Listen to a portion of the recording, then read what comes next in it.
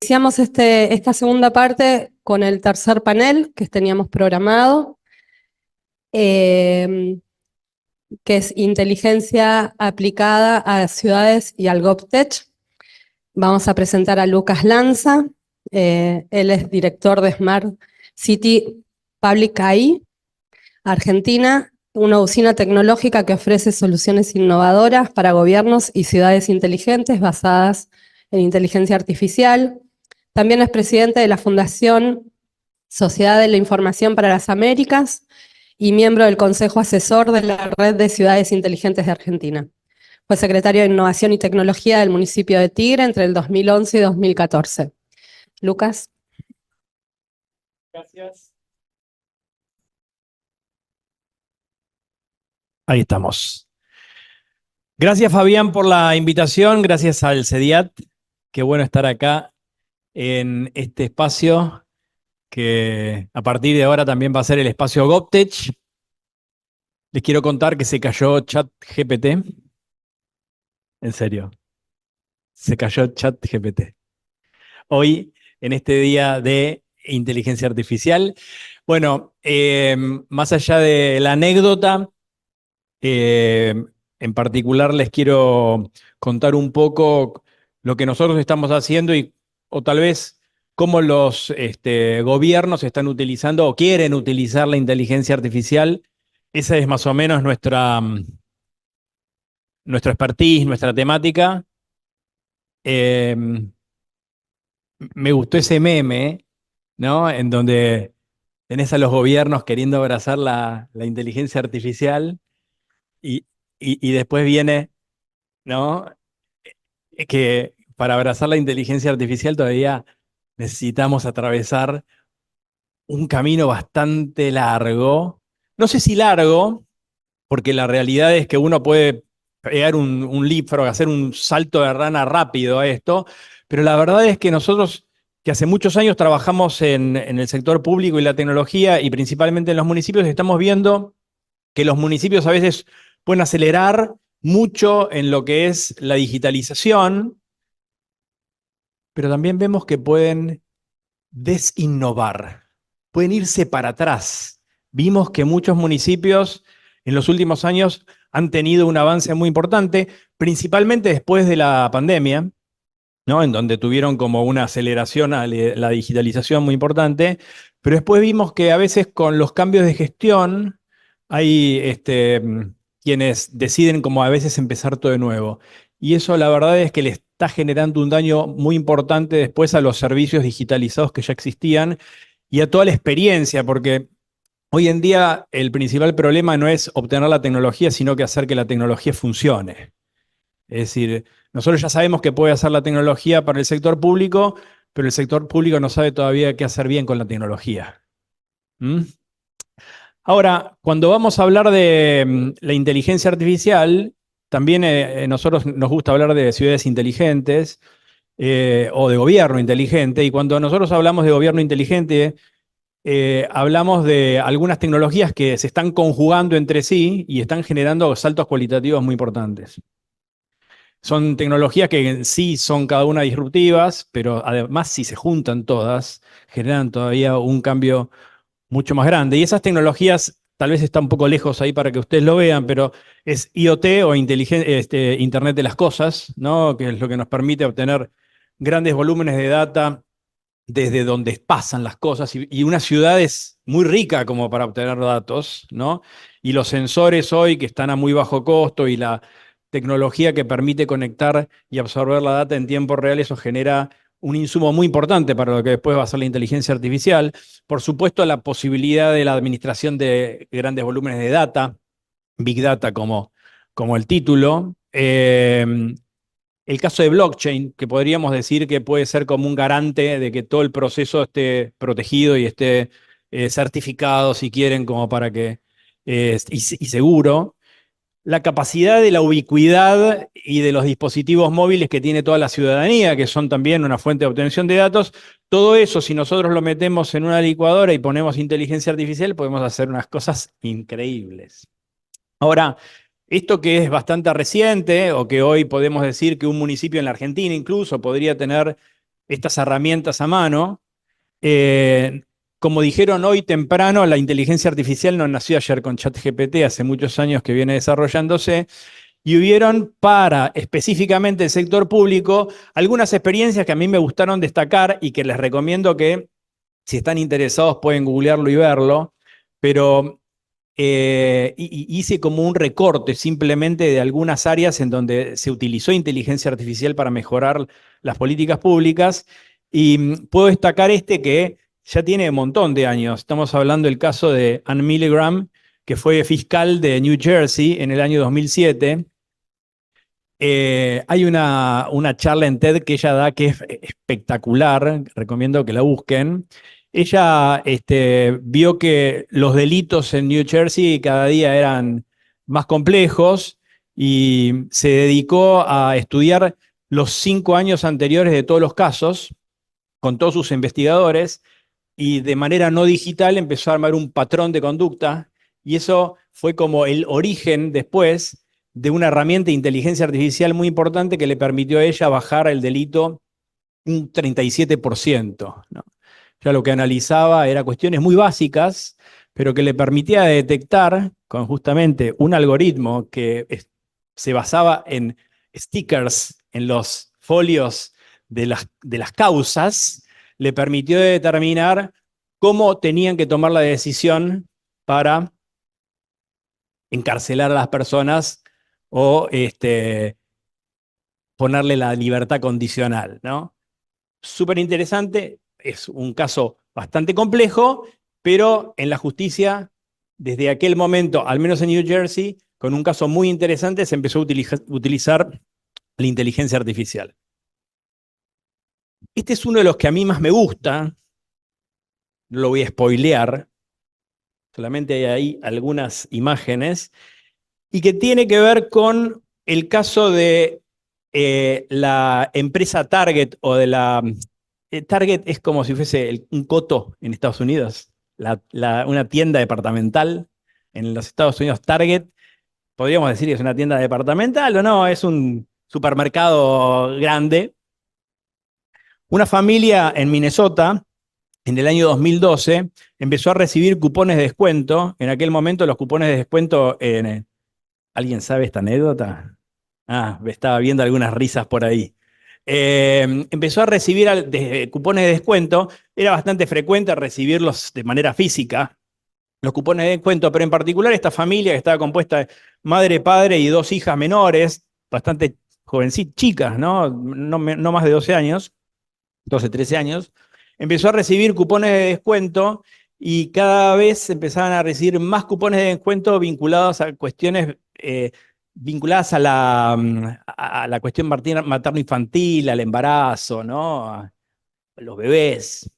Entonces el padre, preocupado, después de un tiempo llamó a Target y le dijo: ¿por qué me estás mandando tantos cupones de descuento para lociones, para pañales y estas cosas? La gente de marketing, la verdad, no supo qué responderle, y dice: vamos a ver y revisar qué es lo que está pasando. Esto siguió pasando, hasta que él volvió a llamar y se dieron cuenta que el historial de consumo de una de las hijas llevaba a que esta chica está embarazada por sus consumos. Es decir, que Target se enteró antes que el padre que la hija está embarazada. Y eso era por justamente ese patrón de conducta de compras que estaba teniendo. Esto no es de políticas públicas, pero sí lo podemos aplicar hoy a políticas públicas. Y el último caso, que es muy reciente, es el de Shakira. No sé si están al tanto, pero Shakira le decía a Hacienda de España que ella vivía en otro lado para no pagar impuestos. Ahora ella dijo que efectivamente había defraudado al fisco. Creo que la multa es de 8 palos prácticamente. Y el otro día vi una entrevista que le hacían a uno de los que descubrió este caso o que tomó la información para este caso y dice, no, bueno, nosotros lo que hicimos es agarrar la inteligencia artificial y empezamos a analizar todas las redes sociales de ella con la metadata de sus fotos, etcétera. Entonces generamos un algoritmo que nos permitió determinar que efectivamente ella no vivía en España. Es decir, empezaron a utilizar estas herramientas para poder tomar esa información como caso de la causa para poder cobrarle la multa a Shakira, ¿no? Entonces vemos que la justicia, un caso social como descubrir un embarazo o poder cobrar un impuesto con herramientas de inteligencia artificial, permitirían de alguna manera darnos alguna herramienta para gestionar algunas políticas públicas. Ahora, eso pasó en los Estados Unidos, pasó en España.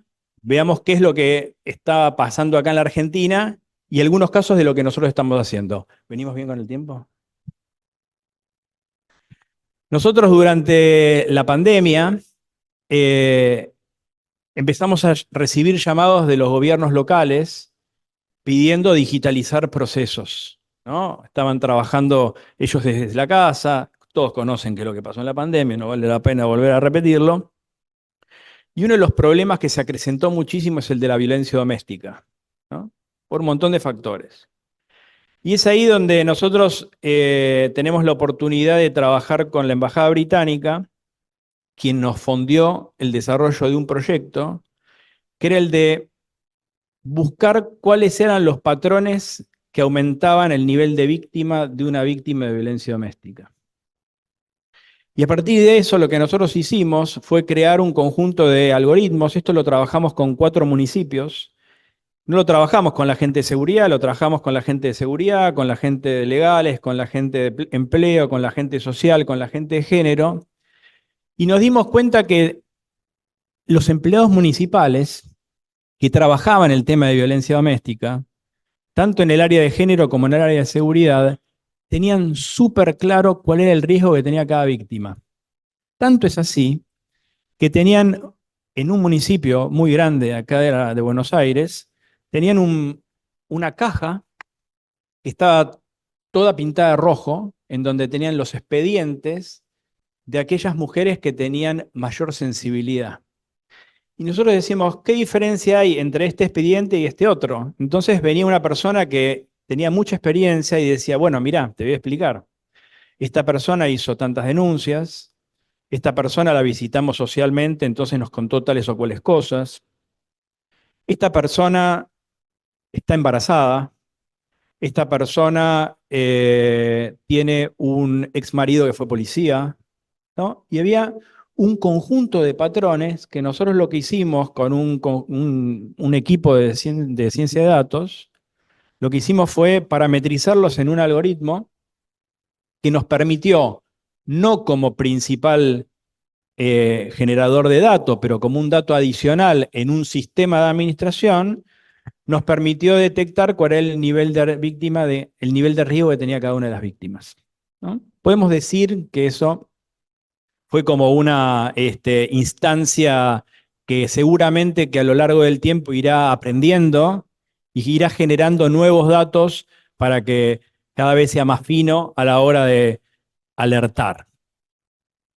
El otro de los casos que nosotros empezamos a trabajar también es, y justamente teniendo en cuenta el caso de Target, es el Sistema Integrado de Información Social. El Sistema Integrado de Información Social es la evolución de un sistema que los municipios vienen utilizando, municipios y provincias vienen utilizando hace un tiempo, que es el del Registro Único de Beneficiarios, que es como una historia clínica social, ¿no?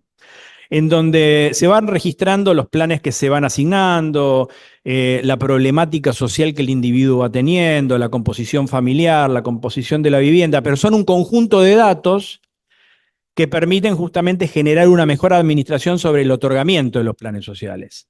Ahora, lo que trabajamos en los últimos años con los equipos municipales fue, bueno, ¿qué tal si nosotros empezamos a predecir cuál es el plan social que cada uno necesita?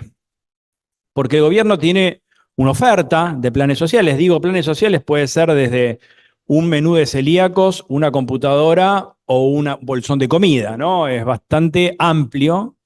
¿Por qué en vez de esperar que venga el individuo a pedirnos un plan social, nosotros no lo vamos a buscar? Podemos saberlo, o podemos acercarnos a saberlo, porque tenemos un conjunto de información que nos permite justamente eso.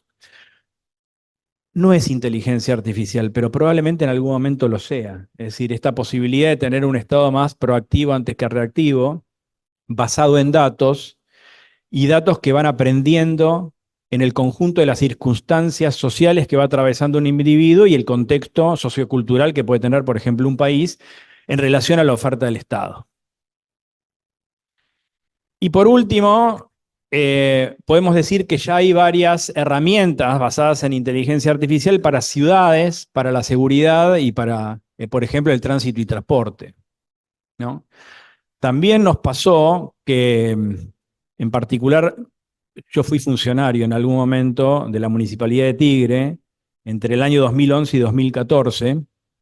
Ahí me tocó rehacer el centro de operaciones, hicimos un conjunto de políticas vinculadas al tema de la seguridad y las políticas públicas, y había una persona que se llamaba Walter, que era un genio total, y nosotros le decíamos que era tránsito inteligente, ¿no? Teníamos un cartel que decía tránsito inteligente y estaba Walter, ¿no? Que sabía todo. O sea, Walter sabía que si había un choque en esa esquina, no había que cortar la esquina anterior, había que cortar 3 esquinas antes, porque si cortabas la esquina anterior, la galleta se iba a producir en otro lado, ¿no?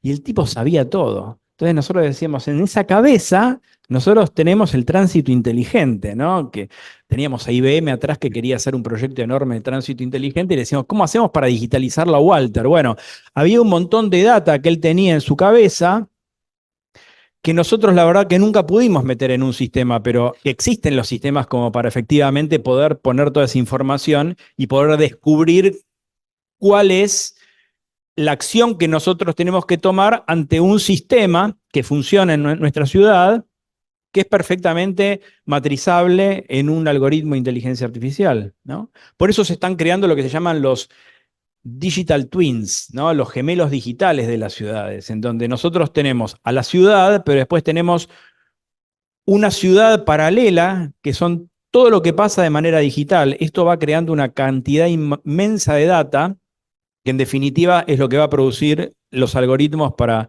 que después podamos automatizar procesos a partir de la inteligencia artificial. Hay otros detalles, tal vez, o micro servicios que actualmente, por ejemplo, se están trabajando en la ciudad, en esta ciudad, en donde, por ejemplo, a través de inteligencia artificial, hoy el sistema de anillo digital que tiene la ciudad, que son los lectores de la patente, lograron desarrollar un algoritmo que permite identificar si hay caravanas de auto, ¿no?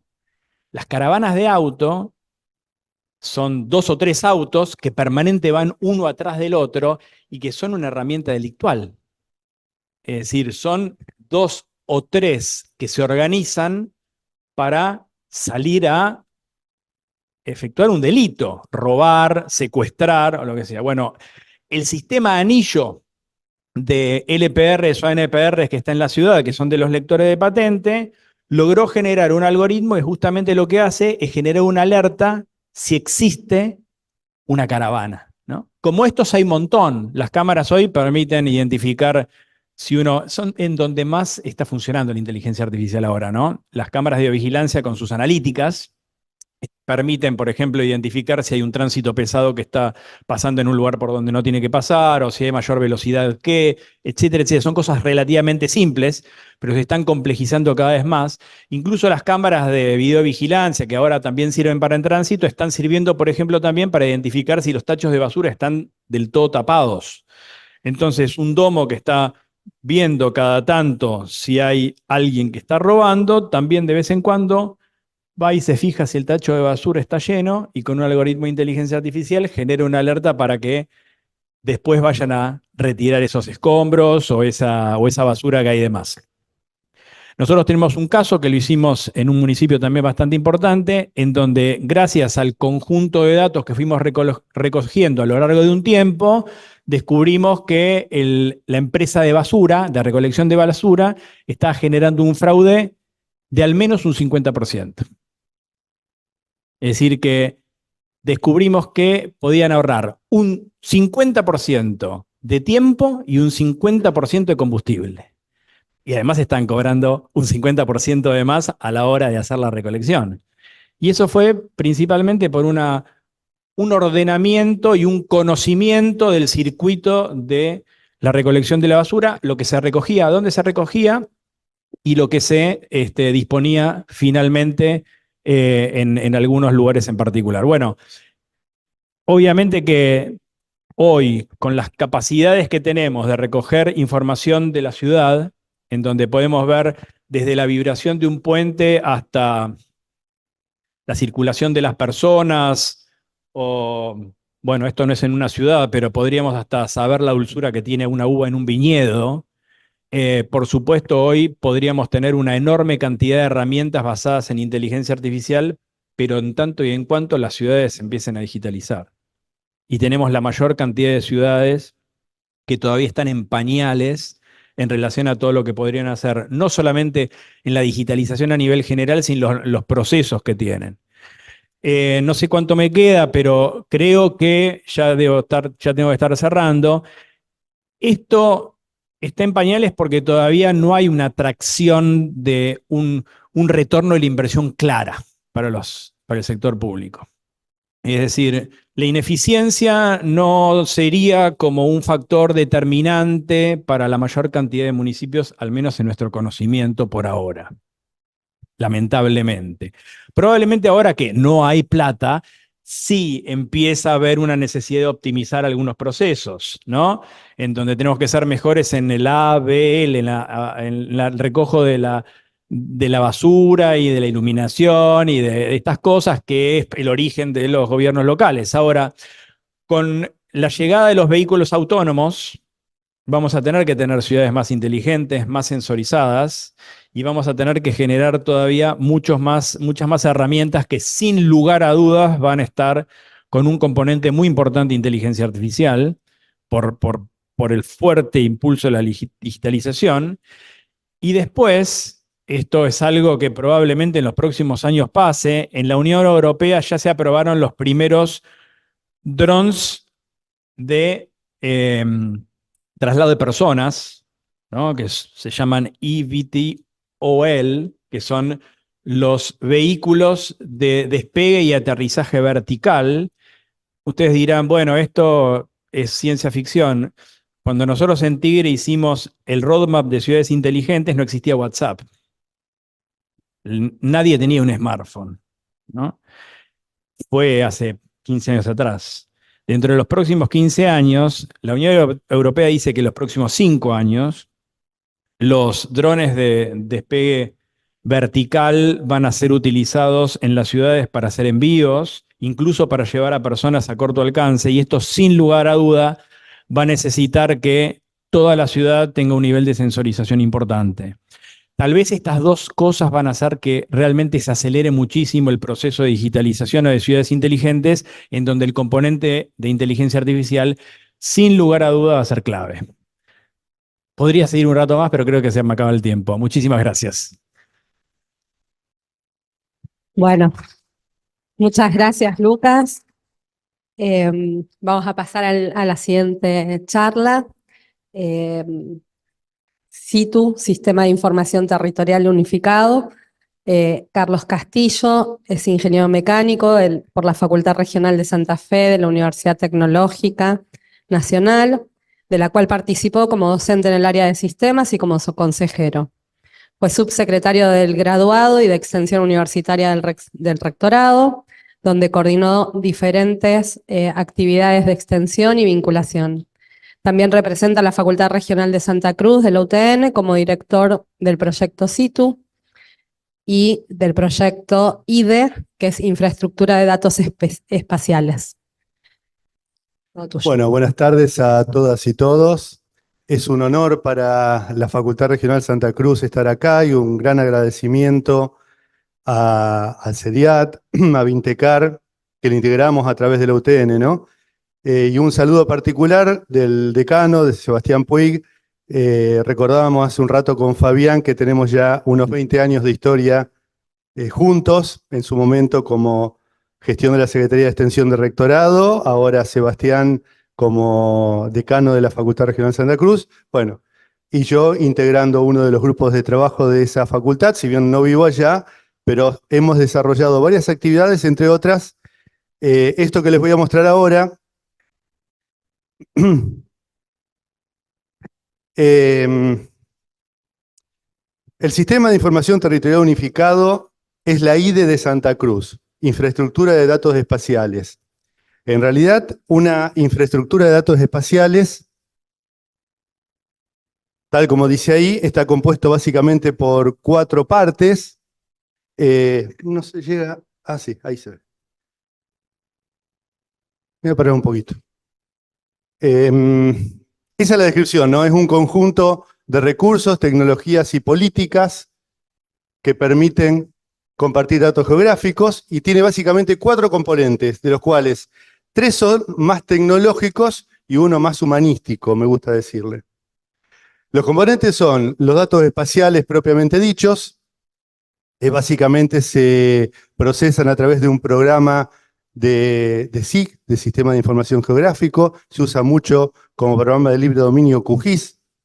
Los metadatos, que son datos de los datos, además de los que dice ahí, el origen, la cobertura, es muy importante el propietario del dato. En esto hemos querido respetar mucho el tema de la privacidad de la información, entonces toda la información que constituye la IDE de Santa Cruz es responsabilidad del propietario del área del gobierno provincial, entre comillas, propietario de los datos. Por supuesto que el propietario de los datos, en definitiva, es el Estado, es el pueblo de la provincia. Las tecnologías, que es lo más visible, ¿no? En las tecnologías tenemos todo lo que son los servidores, todo el software, todo el hardware, todo eso. Y por último, las políticas. Este es el componente humanístico que les decía recién. La gran diferencia entre lo que es un sistema de información geográfico y una IDE justamente lo constituye esta parte. La IDE está organizada de tal forma, en este gráfico se puede ver bien, que tiene un componente político que le da como el marco legal y las relaciones a todo el sistema, un componente tecnológico, está un poco borroso, un componente tecnológico que se lo nombraba recién, un componente geográfico y un componente social. Entonces, la IDE es un sistema geográfico con un montón de cuestiones alrededor, por encima, que tienen mucho que ver con su integración y su practicidad para intercambiar información. Estas son un poco las funciones, los objetivos que cumple la IDE de Santa Cruz. La apertura, interoperabilidad y accesibilidad de la información para los datos alfanuméricos y georreferenciados. Obviamente, georreferenciado significa que está, un sinónimo sería geolocalizado, ¿no? Que tiene una latitud y longitud precisa que lo ubica en el mapa terrestre.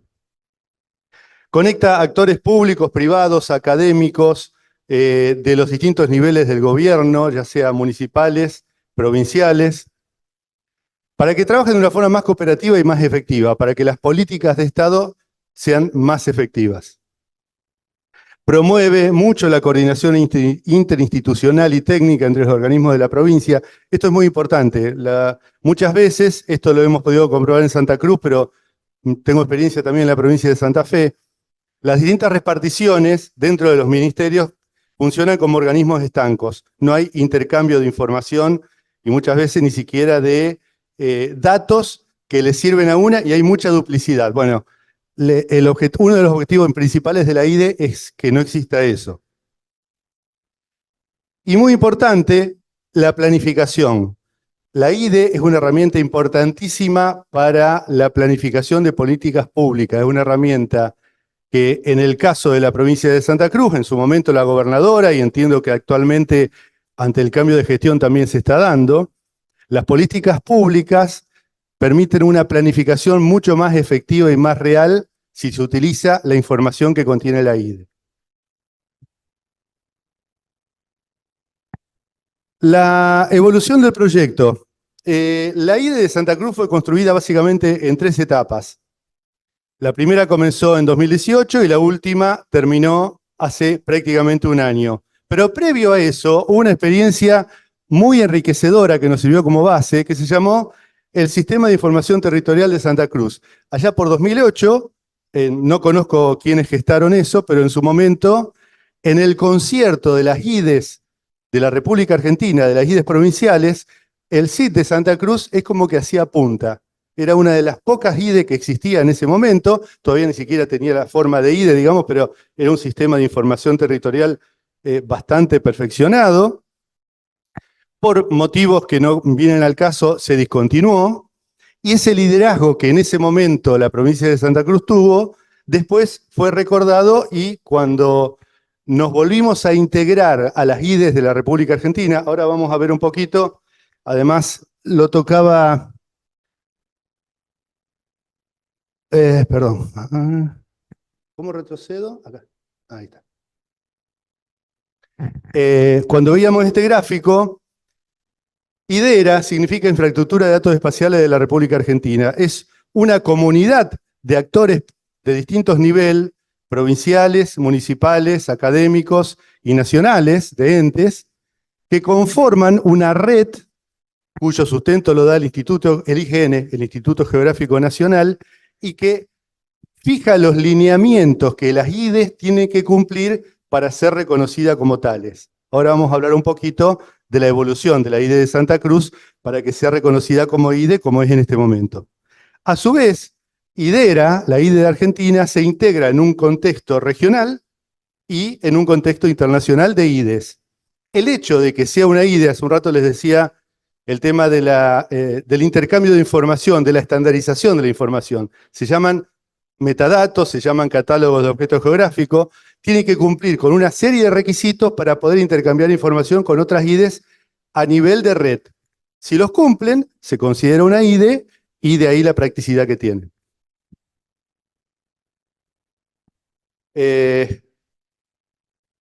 Cuando en 2018 en ese entonces secretaria de Planeamiento tenía que elaborar los informes de gestión para la gobernadora, tenía que hacer un informe de gestión por mes, se encontró con que era muy complejo la elaboración de ese informe por varios motivos. Primero, porque no todas las áreas del gobierno entregaban información. Segundo, porque estaba como, más que distribuida, estaba como desparramada por todos lados, y cada vez que tenía que hacer un informe de gestión más o menos consolidado, con gráficos estadísticos, bueno, era todo un problema. Entonces, tuvo la idea, y asesorándose con gente del IGN, acá en Buenos Aires, tuvo la idea de conformar lo que era una IDE incipiente, con lo cual lograba 2 objetivos. Por un lado, poder consolidar esos informes de gestión del gobierno, unificando todo en una base de datos, los datos de distintas reparticiones, ya sea online, en tiempo real o en diferido, digamos. Y segundo, que la provincia de Santa Cruz tenga una IDE como la mayoría de las provincias. Para que tenga una idea, hoy creo que las únicas provincias que no están reconocidas oficialmente en IDERA es San Luis y la Ciudad Autónoma de Buenos Aires. Además, están todas con distinto grado de avance. Entonces, con el objetivo de esos informes de gestión y para que la gobernadora tenga información, tenga la información necesaria para desarrollar sus políticas, fue que nació en su momento el Sistema de Información Territorial Urbano, que después se llamó unificado, el SITU de Santa Cruz. Y evolucionó de un sistema geográfico a una IDE. El corazón de todo el sistema, desde el punto de vista humanístico, es la mesa interministerial. La mesa interministerial está conformada por un representante, se llama punto focal, a veces más de uno, dependiendo por ahí el nivel de conocimiento que tiene, por cada ministerio y por cada área. Yo digo siempre así porque, o sea, por ejemplo, dentro del Ministerio de Economía hay un montón de subsecretarías y direcciones. Bueno, a veces va un representante del ministerio en sí, pero también van de varias direcciones, cada cual desarrollando sus propias capas. Capas son mapas geográficos que se pueden ir superponiendo, como ustedes lo hacen habitualmente, seguramente con el MAPS.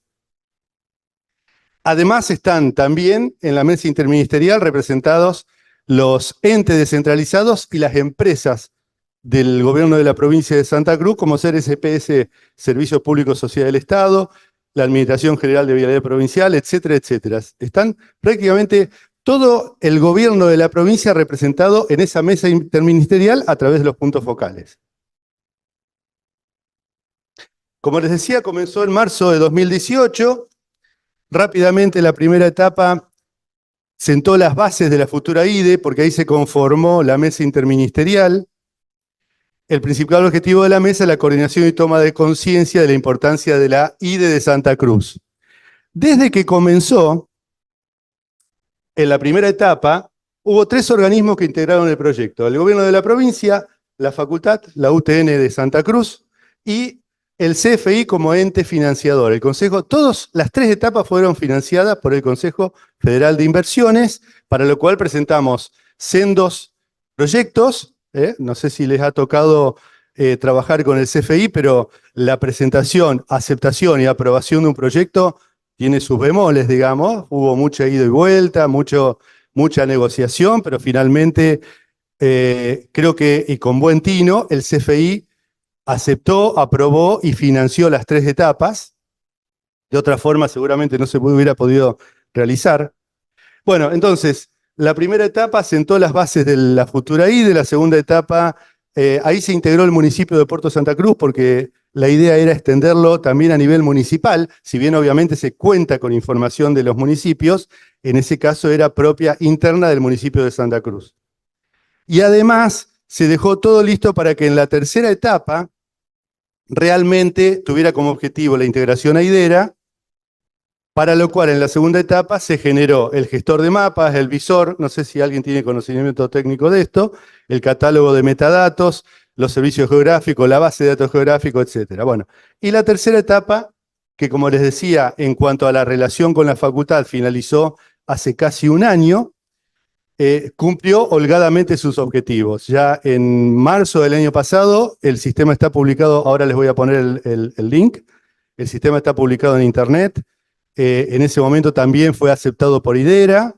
La presentación de la IDE de Santa Cruz se hizo en las jornadas nacionales que hace IDERA una vez por año. En ese momento fue en Santa Rosa de la Pampa, ahora lo vamos a repetir en Santiago del Estero dentro de un mes. Y al día de hoy hay 145 capas geográficas publicadas. Cada ente o repartición lo que hace es generar capas que le son propias para la gestión, que además, todo esto no lo dije, pero sirve mucho también para lo que es conceptos como gobierno abierto, gobierno electrónico, transparencia. La gente, gracias a la IDE, puede conocer información actualizada, precisa, y además, sobre todo, en tiempo real, en la mayoría de los casos. Y son 42 áreas del gobierno las que están representadas, 145 capas de un total de 42 áreas. Bueno, esto ya se los dije recién, muy importante, además de la publicación del geoportal, que se accede desde el portal Santa Cruz Gobar, en esta tercera etapa tuvo la definitiva institucionalización. Esto nos costó bastante también, porque no había un soporte legal que le diera sustento desde el punto de vista normativo a la IDE. Se generó un decreto que fue aprobado allá por abril de 2023, y este decreto lo que hace es darle la estructura de un departamento dentro de la jefatura de gabinete de ministros a la IDE de Santa Cruz. Muy importante este último objetivo en la parte de arraigo. O sea, si bien fueron 3 etapas continuas, hubo algunas discontinuidades en el medio, principalmente por la pandemia, pero además porque los proyectos aprobados por el CFI no fueron de un año y un año, no. Era un proyecto, creo que el primero fue de 6 meses, el segundo de 8 y el tercero de 12. En el interregno entre un proyecto y otro, cuando la facultad, entre comillas, no intervenía realmente en la generación de la IDE, el sistema decaía. De alguna manera los usuarios dejaban de actualizarlo, se preocupaban poco y no había, por ejemplo, eventos de capacitación. Todo esto se revirtió en la tercera etapa. Al día de hoy, fíjense que les decía que el tercer proyecto CFI finalizó en junio de 2023. Al día de hoy han continuado ha quedado ya una masa crítica de profesionales con conocimiento, han continuado con la capacitación y por lo tanto con la actualización de las capas y la participación principalmente en la mesa interministerial. Actualmente la autoridad está en la jefatura de gabinete de ministros de la provincia a través de 2 secretarías, como fue también en la tercera etapa, la de planeamiento estratégico y la de modernización. El órgano interministerial, que es la mesa que les decía antes, está integrado por los ministerios entre descentralizados y centralizados del Poder Ejecutivo. Me olvidaba, es un ente muy importante en Santa Cruz que se llama FOMICRUZ, que tiene que ver con un fondo, quiere decir Fondo Minero de Santa Cruz, que también es el que se encarga de toda la parte minera y también integra la IDE. Y los puntos focales. Los puntos focales es desde el punto de vista humanístico el corazón del proyecto. Cuando los puntos focales decaen, el proyecto se cae. Actualmente han sabido mantenerlo. Ahora les voy a mostrar un poco más de eso. Ahora van varias fotos. ¿Cómo estoy de tiempo? Bien. Van varias fotos de distintos eventos. Este tema de la mesa interministerial, como se darán cuenta, fue muy importante. Este es el encabezado de una mesa interministerial que se realizó en la Facultad Regional Santa Cruz. Está en ese momento a cargo de la jefatura de gabinete de ministros, el decano, la gobernadora y Jorge Naguil, que era el secretario de modernización en ese momento. En este evento, acá, por supuesto no lo vemos porque están de espalda, los puntos focales en el aula magna de la facultad. La gobernadora les tomó examen, ella había comprado, en el buen sentido de la palabra, digamos, ¿no? Se había apropiado tanto del sistema que tenía en claro hasta lo que les tenía que preguntar a los puntos focales para ver si realmente lo estaban alimentando, le estaban haciendo caso, estaban motivados para continuar con el situ. Entonces, bueno, los conocía, les preguntaba, vos que sos de la caja de previsión, a ver, ¿cuánto hace que mandaron la última actualización? Y así uno por uno, ¿no? Fue un revuelo interesante. Esta es una reunión en la sala de situación de la Casa de Gobierno. Ahí, bueno, parece, además de la gobernadora, el secretario de Modernización. La que está a la derecha de azul es Laura Levati, la secretaria de Planeamiento. Este es un evento, en realidad se concretaron hasta que la facultad estuvo a cargo 12 reuniones de la mesa interministerial. Cada una de esas reuniones era toda una movida porque eran 2 o 3 días de juntarnos en distintos lugares. En este caso fue en Vialidad Provincial, para desarrollar mesas de trabajo, para difundir la información, para capacitar. Esta es la misma reunión. Esta es una que se realizó en la facultad, en un aula de la facultad. Fíjense, es un aula híbrida. Acá se puede ver la cámara y el proyector, un pizarrón inteligente. En este caso, si bien lo hicimos ahí, no se utilizó como aula híbrida porque cuando se hacían las reuniones de la mesa interministerial, se trataba que fueran presenciales. Por un montón de razones era mejor que fuera presencial a que fuera híbrida o virtual. Si bien algunos se podía llegar a conectar en forma remota, el 95% de la gente estaba en ese aula. Y fíjense ahí entonces cómo estábamos los 2 secretarios de planeamiento y de modernización dando una clase, entre comillas, digamos, del situ. Se puede ver un mapa que está allá a la derecha, ahora vamos a ver algunos ejemplos. La participación, les decía, en la Jornada Nacional de Lidera fue una delegación de la facultad, de la provincia de Santa Cruz, donde presentamos la IDE en sociedad, digamos. Esto fue creo que junio de 2023. Y esto es lo que les decía antes de la continuidad. Para nosotros el tema de la continuidad de situ fue fundamental. La facultad hizo una transferencia de tecnología completa. Cuando se fue, nunca nos vamos, digamos, porque seguimos atendiendo consultas y todo, pero cuando hubo contrato vigente entre CFI, la provincia y la facultad, el compromiso nuestro, y hasta por una cuestión ideológica, era que la provincia no siguiera dependiendo de la facultad. La transferencia de tecnología en cuanto a recursos, capacitación, programas fuentes, manuales de usuario, etcétera, etcétera, fue completa, ¿sí? Se realizaron todos los eventos de capacitación, quedaron grabados, todos fueron al principio desarrollados a través de la plataforma Moodle de la facultad y después se hizo toda una copia para la plataforma Moodle de la provincia de Santa Cruz. Y este taller que ven acá es un anuncio que enviaron masivo a los puntos focales, es de noviembre de 2023. Esto habla de la continuidad del proyecto que yo me enteré, digamos, porque lo recibí de casualidad, se ve que estaba en una lista, pero la provincia lo puedo seguir en forma completamente independiente como corresponde, ¿no?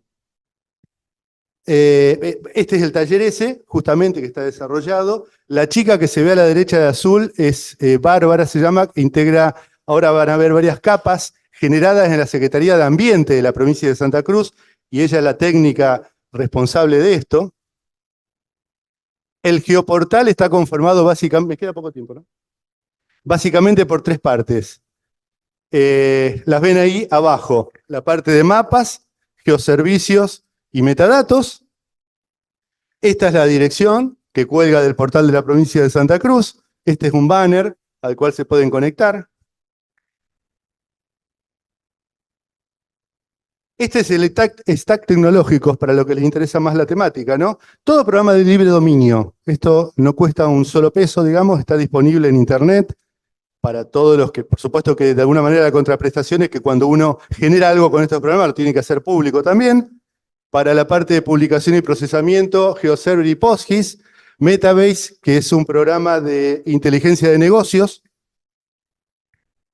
contenedor y desarrollo en Apache Tomcat y programado en PHP, gestión de datos, programa QGIS, principalmente para la parte del sistema de información geográfico, PostgreSQL, pgadmin, GeoNetwork como gestor de metadatos, el 90% de las IDEs se desarrolla con este gestor, y como corazón y centro de toda la parte del stack tecnológico, un sistema operativo de libre dominio como es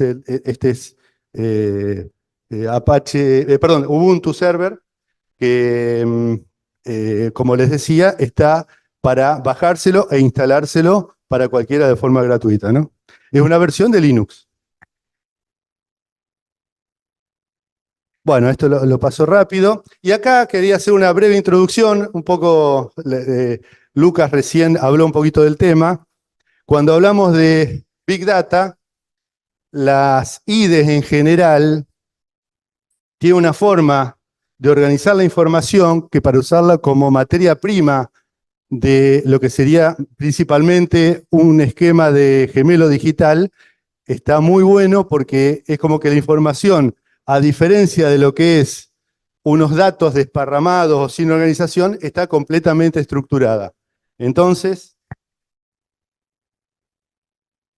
las ciudades más conocidas que tienen gemelos digitales están ahí: Singapur, Milán, Copenhague, también está Nueva York. Básicamente esta es la explicación de lo que significa un gemelo digital, ¿no? Permite simular cuestiones que tengan que ver con el tránsito de la ciudad, ayuda a los planificadores a tomar decisiones más informadas. Esta es una captura de la ciudad de Singapur, que tiene un proyecto basado en Big Data, Internet de las Cosas, computación en la nube y realidad virtual. Insisto, la diferencia entre una IDE y un gemelo digital la pueden ver acá. La IDE, digamos que son dos, tal como dice al final, digamos, ¿no? Lo que hacen es basarse en modelos virtuales, lo que pasa es que la IDE lo organiza de una forma que lo que hacen es compartir datos geoespaciales. En cambio, un gemelo digital de una ciudad es un modelo digital que lo que hace es generar una ciudad imaginaria, virtual, a partir de la ciudad real, que permite hacer simulaciones. De alguna manera quise integrar esto entre, digamos, la explicación de lo que es una IDE comparado con lo que se viene, que son los gemelos digitales. Bueno, y por último, y ahora sí rápidamente, son una serie de mapas generados en situ. Esta es una captura de pantalla de QGIS con un mapa hidrográfico de la provincia de Santa Cruz. Lo que se ve a la izquierda es el oeste de la provincia y la cordillera, ¿no? Bueno, proyectos eólicos en el departamento de Ciado, en el noreste de la provincia. Un tema de vertido de sustancias, acá también. Este y el que viene ahora son dos mapas generados en los talleres de QGIS que dictamos. Se llaman mapas temáticos. En este caso es de las áreas protegidas de la provincia de Santa Cruz. El que sigue, y muy útil, por ejemplo, por el tema de la pandemia, es la concentración de los efectores de salud. Se llama mapa de calor, ¿no? Mientras más grande y más oscuro es la mancha, el círculo, es porque hay mayor concentración. Por supuesto que en Río Gallegos y Caleta Olivia, que es la que está en el noreste de la provincia. Uso del suelo en el territorio de Santa Cruz. Acá hay distintas alternativas de energía. A la derecha arriba se ven los parques, algunos parques eólicos, ahora hay varios más. Está muy orientado a medio ambiente justamente porque la técnica trabaja mucho con estos mapas. Acá ya tenemos una captura de pantalla de la IDE propiamente dicha. En este caso hemos intercambiado información con el INDEC. Este es el índice de femineidad y depende la tonalidad de cada uno de los departamentos, es el valor del índice. Esta información no es de generación propia de la provincia, sino que la toma intercambiando gracias a la IDE con el INDEC y la mantiene actualizada. Hablamos de censo 2022. Y este es un mapa que me gusta mucho, bosques nativos, con distinto color, no se va a apreciar muy bien, pero el rojo, el que más hay es lenga, y después con distintos colores, la concentración de árbol de cada especie ahí en la cordillera. Esto también es el oeste de la provincia. Bueno, creo que nada más, ahí están nuestros datos, y quedamos, ahí lo estoy viendo a Filgueira que está conectado. Quedamos un poco a la espera de consulta que nos quieran hacer. Para la Facultad Regional de Santa Cruz esto ha sido un gran desafío. Lo hemos llevado adelante con un grupo de profesionales integrado por sociólogos, por politólogos, hay una arquitecta, muchos licenciados en geografía. Bueno, quien les habla, que soy ingeniero mecánico, pero que aprendió esto. Y como digo yo, es un camino de ida, realmente es apasionante el tema de las GIS y de las IDES. Bueno, en fin, quedamos a disposición para lo que...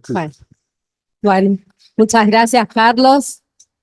Vamos a hacer una pregunta para Lucas. ¿Cómo o qué se puede hacer para que los funcionarios de turno comprendan la importancia de la transformación digital en sus localidades para mejorar la calidad de servicios a la ciudadanía? ¿Cuáles son las mayores resistencias? La primera resistencia es una resistencia cultural. La segunda resistencia es, más que resistencia, es con la idea de que las nuevas tecnologías son caras e inaccesibles. Hoy las tecnologías están muy a mano y en gran medida son tremendamente económicas. Es decir, que un municipio de pocos habitantes que está lejos de Buenos Aires, que no crea que no puede hacer un excelente proyecto de ciudad inteligente o de gobierno inteligente con herramientas que están disponibles a un clic y muy bajo presupuesto. Lo más importante es la voluntad política. Si no hay voluntad política o no hay un champion, alguien que lleve adelante el proyecto, es muy difícil que la administración pública en su conjunto pueda adaptar nuevas tecnologías, aunque es algo que una vez que hay que encontrar el caballo de Troya para entrar. Porque hoy en la administración pública se está trabajando con el cuadernito y el lapicito, pero cuando uno sale de la oficina, organiza el partido de fútbol por internet, encuentra una cita por internet, pide el taxi por internet, compra por internet, entonces la tecnología no es un problema. Es un tema de la cultura organizacional principalmente. Bueno, muchas gracias. Dentro de los que estamos aquí presentes, ¿alguien quiere efectuar otra pregunta? Si no, voy a una pregunta con Carlos y damos por concluido este panel. Javier. Hola, ¿qué tal? Cuando lo escuchaba a Lucas del uso de algunas herramientas de inteligencia artificial para prevenir el delito, contaba el tema de las caravanas, por ejemplo. Me acordé de la película Minority Report y no sé si no vamos un poco a, digamos, a violar el principio de presunción de inocencia con esto de predecir el delito antes de que suceda y hay un tema de garantías constitucionales. ¿Cómo ves ese tema? Podemos encontrar... No, bueno, la inteligencia artificial está llena de cuestionamientos, ¿no? Y por supuesto la privacidad y las cuestiones de los datos, de protección de datos es clave. Eh, Estas herramientas son para ayudar a tomar decisiones. Por supuesto, las decisiones finales, en este caso de una acusación, termina en la justicia y no está basada probablemente hoy en ese algoritmo, sino que ese algoritmo lo que hizo fue generar un insumo más para poder descubrir algo, por ejemplo, ¿no? Toda inteligencia artificial o todo algoritmo debe tener alguna instancia de revisión permanente y de contralor, porque por supuesto nosotros eso cuando hicimos el proyecto de violencia doméstica siempre lo teníamos en cuenta. ¿Y si nos equivocamos con el algoritmo? ¿No? Es decir, ese es el cuestionamiento que siempre nosotros estamos haciendo porque a veces no nos cuestionamos a nosotros mismos cuando tomamos una decisión, porque bueno, de última es una decisión humana. Ahora, cuando la decisión forma parte de un algoritmo y ahí empiezan las películas, ¿no? Por lo tanto, siempre tiene que haber una revisión permanente. En muchos casos se publican los algoritmos, quedan disponibles como si fuese un código fuente. Eh, y eso, por supuesto, siempre tiene que ser revisado. Pero hoy en día, a diferencia de la película Minority Report, que yo siempre lo pongo como un ejemplo, eh, es simplemente una alerta más, ¿no? Hay muchas alertas. La alerta que te dan los diferentes dispositivos, algunos pueden ser más inteligentes, otros menos inteligentes, pero la posibilidad de que estas alertas no sean tan básicas como un botón de pánico, es decir, que sean más complejas desde el punto de vista de la interconexión de patrones, bueno, son cosas que en definitiva ayudan. Hoy en día vos ves cualquier municipio que está muy feliz de haber inaugurado un centro de monitoreo. Entonces vos ves las fotos en donde hay un montón de chicos sentados frente a computadoras, en donde en cada monitor se ven 18 cámaras en cada uno. Bueno, yo les voy a decir a los que hacen esos centros de monitoreo que el retorno de inversión de ese espacio físico, de esa cámara, de ese aire acondicionado, de esas computadoras es negativo. Es decir, porque no van a encontrar nada en esas cámaras, salvo por suerte. Los white papers dicen que hay un 5% de probabilidad de descubrir algo en tiempo real a través de una cámara, en tanto y en cuanto yo esté viendo descansado, con una buena técnica, no más de 4 cámaras en un monitor. Ahora, si yo veo 9 en cada una, no voy a obtener nada de eso. Ahora, si toda la tecnología que hay dentro de un centro de monitoreo de operaciones se integra, lo que puede generar es una optimización en el descubrimiento de lo que puede estar pasando en la ciudad, que más o menos a eso vamos. Después, la operación forma parte de otra cosa y la justicia después de determinar qué hace con el que encuentra. Bueno, Carlos pregunta, ¿quiénes más usan este sistema Situ tuyo? ¿Quién es más en general? Sí, en general, por mencionar A ver. algunas. Como les dije, el sistema está abierto a todo el mundo, ¿no? Ahí con esa dirección web ustedes pueden ingresar. Ahora, tiene todo un esquema de usuarios, no lo toqué al tema, pero tiene todo un esquema de usuario y de grupos de usuario, todo un sistema de seguridad muy perfeccionado que permite, obviamente, que los usuarios lo mantengan principalmente para la actualización y eventualmente, como se imaginarán ustedes, con un esquema piramidal de la estructura jerárquica del gobierno de la provincia de Santa Cruz. Por ejemplo, el ministro de Economía accede a la modificación de datos de su ministerio, el de Obras Públicas del suyo, etcétera, etcétera. El gobernador, la punta de la pirámide, accede a todo y cada responsable de área, particularmente de actualización y modificación de los datos, accede a esos datos. Y la ciudadanía accede a todo lo que sea visualizable, por decirlo de alguna manera. Situ tiene además toda una parte que por ahí no tiene mucho que ver con mapas, con capas geográficas que se puedan ver, que tiene que ver más con la gestión interna de cada área, lo cual les dio una herramienta también a las distintas áreas más reservada, de información por ahí de alguna manera más delicada desde el punto de vista de la seguridad, para contar con una herramienta muy poderosa. Ustedes, un dato anecdótico. Piensen que cuando empezamos en principios de 2018, no solamente muchas áreas tenían PCs muy antiguas y ni siquiera usaban prácticamente el Excel, sino que algunas usaban planillas escritas a mano. Entonces, me imagino el trabajo que habrá sido de la subsecretaria de Planeamiento, consolidar esa información en los informes de gestión, digamos, ¿no? A esas áreas, con una forma de trabajo de gestión administrativa tan primitiva, por decirlo de alguna manera, les sirvió muchísimo esto, porque esto sirvió también para que se modernice, para que se adquiera equipamiento. El primer servidor de Situ funcionó en Servicios Públicos Sociedad del Estado simplemente porque el centro de cómputo de la provincia no tenía el equipamiento adecuado. En febrero de 2023 compraron el equipamiento y desde hace bastante tiempo ya está funcionando en el servidor de informática de la provincia. Todo esto sirvió para todo un recambio también de tecnología que le fue muy útil también a la provincia de Santa Cruz. Y a la Facultad Regional Santa Cruz, por supuesto que también muy enriquecedor, y el hecho de, no lo tocamos, pero después de todo, por supuesto, estamos en una jornada de vinculación. La vinculación establecida por este tema y por un montón de temas más que viene desarrollando, hay un tema de un proyecto de Pórfido en Santa Cruz, por nombrar uno, que viene desarrollando la provincia con la Facultad Regional Santa Cruz.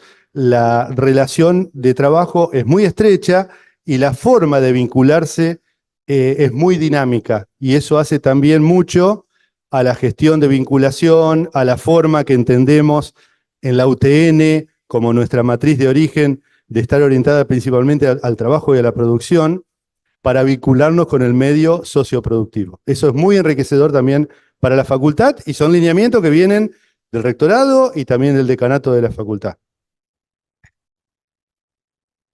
Carlos.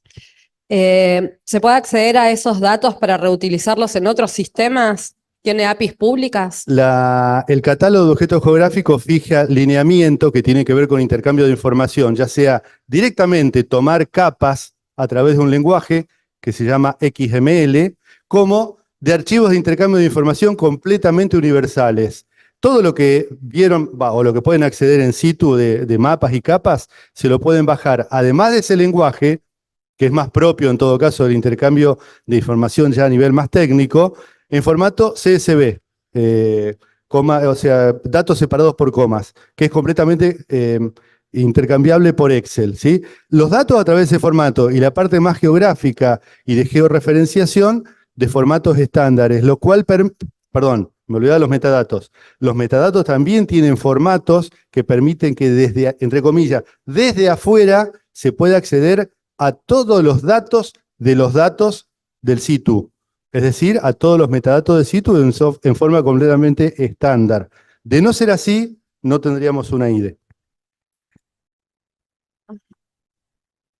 Bueno, damos por concluido este panel. Muchas gracias, Lucas. Muchas gracias, Carlos.